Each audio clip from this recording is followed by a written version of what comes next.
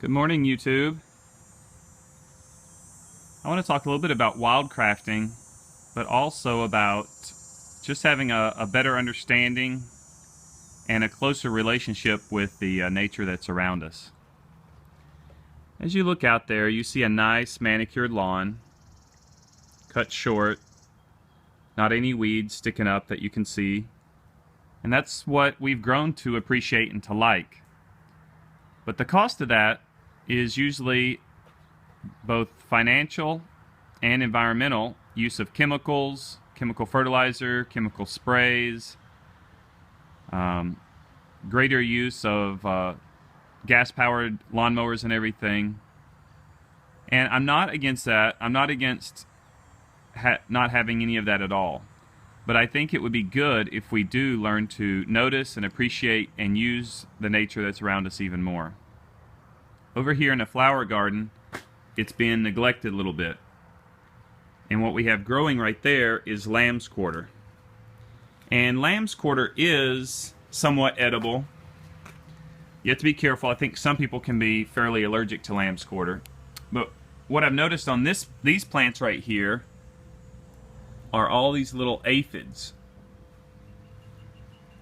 And so when you look at that, most people would think, oh, I've got to go out and get sprays. Either a herbicide to kill this lamb's quarter or a insecticide to kill the aphids. But the thing is, if you leave these aphids growing on a plant that's not one of them that you care about, it actually works to foster kind of like a nursery for the predator insects. So at least in Texas, we'll get, on plants like this, you'll come back and look at them later, and you'll see a bunch of ladybug larvae, and the ladybug larvae will just be having a feast, eating on all these aphids. And then later you'll have the ladybugs. They'll go to other plants. If you have a garden nearby, they'll go to it. So it's good to notice, what you have and what benefit it can be without thinking that you always have to resort to pulling it out, spraying it down, etc., etc. So I've already showed a video recently from the same location of plantain. This is one that's been riddled by insects a little bit. I don't know if it's caterpillars or what likes to eat it, but they definitely like to eat it. You can tell it's plantain by the flower stalk, either one with the broad flower area or the other type that I showed you, the narrow leaf plantain that just has a real short flower area and a long stalk there. And on the back, the leaves that have the ridges, the ribs or the ridges. Well, we found another one thanks to a video by Delectable Mountain. And that's a family that is trying to move onto the land to do some homesteading, to move out of city life and city work. And they did a video on tea, and my family as well, having a strong Asian influence, loves teas, not just cold southern sweet tea, but we love hot herbal teas and green teas. And one plant that she highlighted that I had never noticed and never seen before, because down in Texas we don't have this plant, and we are up in Michigan on vacation. And I don't know if that's a ladybug. It's a beetle that looks very similar. I think it is a ladybug on there. How neat. So anyway, this little, what most people call a weed, and there's a couple of them if they're ladybugs. Looks like they're mating. You go, guys. They have this weed right here that I watched her video. She had gathered it, and I didn't really think much more of it because I didn't think we'd be in an area that had it. But then there was a rain yesterday, or the day before, and I was walking through this parking lot right here, and there was a smell that I was recognizing, and I couldn't place it. And I walked through it twice before I recognized and realized that it was a chamomile smell. And that triggered my memory to what she had said, that this is a close relative to and can be used as a replacement to chamomile tea. And so what you do, you come and you either pull up the whole plant and then cut off the flower heads, or you just pick off the flower heads like that. And if you crush the leaves, they will have kind of a sweet pineapple-y smell. The leaves right there. On the plants before the flowers grow, I believe these leaves, and I've picked off some of these right here, and you can eat them. They don't have a bad taste, but I'm told that if they're more mature or whatever, they can get to be a bit bitter. And I think also you try to avoid having them in your tea. Anyway, but it's a plant. I mean, our family drinks chamomile tea. It's very soothing, relaxing in the evenings, or anytime if you just need to relax.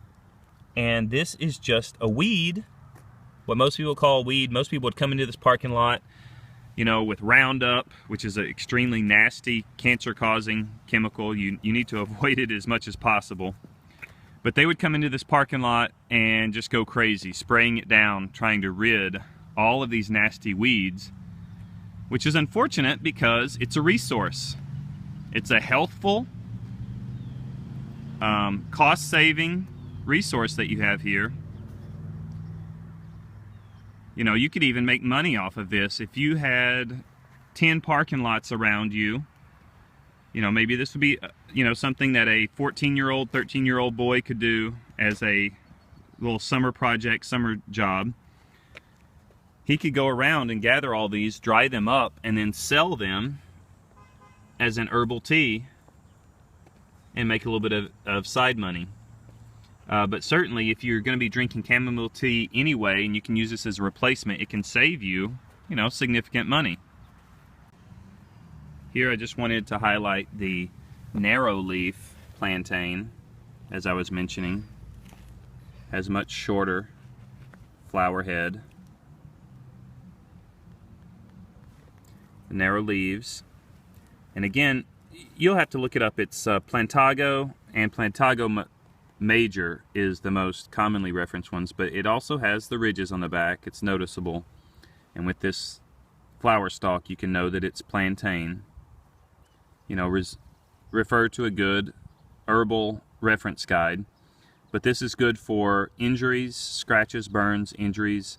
And then there's also a tea that you can make from it that I haven't used yet. But one thing I have done, I had bit the inside of my cheek and had a sore there.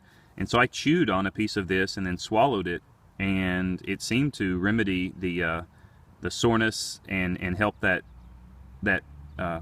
abrasion that I had on the inside of my mouth heal up a lot more quickly. So, but use a good herbal reference to verify and to learn how to, you know, do that better yourself. Right next to it, we have more of the pineapple weed, and then you're going to have other plants that, you know, I don't know the use for. Maybe there's not a use for, a human use for, but it's just good to get familiar. You never know what's hiding in your yard, and as long as you're not spraying nasty chemicals in the yard, then you can look at using these, you know, internally. There's a plant we have down in Texas called purslane, P-U-R-S-L-A-N-E, that grows in an area similar to this, and it's very edible. You can add it to salads and everything. I like it a lot. Alright, so I'm going to just show harvesting some real quick. It's right down here. You get in close to where you want to be. There's two methods you can do. You can just pull up the whole plant, take it somewhere, and then just snip off the ends. Or you can just come out and grab a hold of the plant below where you're pulling it off.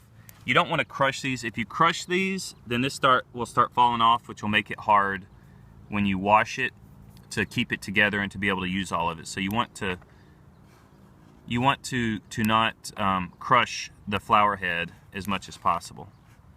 All right, and so, you know, if you use a pair of scissors maybe to cut these, might work a little bit faster. But you just gather these up, as many as you can, go inside, rinse them off. There tends to be a little bit of sand from the parking lot that kind of somehow gets up on them. So you just want to get that off and then dry them, and then you can use them in your tea. So again, the whole point of this video is just to encourage you to look into something called wildcrafting. That's gathering plants of different sorts from the wild. It can also include mushrooms. These plants that can be used for medicine, for food, and for first aid, things that can help you when you have an injury. So I encourage you to look into that, just to be aware that the environment around you is usually a lot friendlier than what, you know, modern culture and everything has made it out to be. Bees around you, bees are your friend. They do good things to pollinate. Wasps, you know, everybody thinks that a wasp is a bad, you got to spray their nest and everything. Wasps do a lot to control caterpillar pests. They'll come and eat the caterpillars or gather them for their babies, for their young to eat. And so wasps are really good, and usually if they're not in a high traffic area, you'll never ever get stung by them. It's only when you get too close to their nest, when they build a nest too close to your front door or something like that, that they become a problem.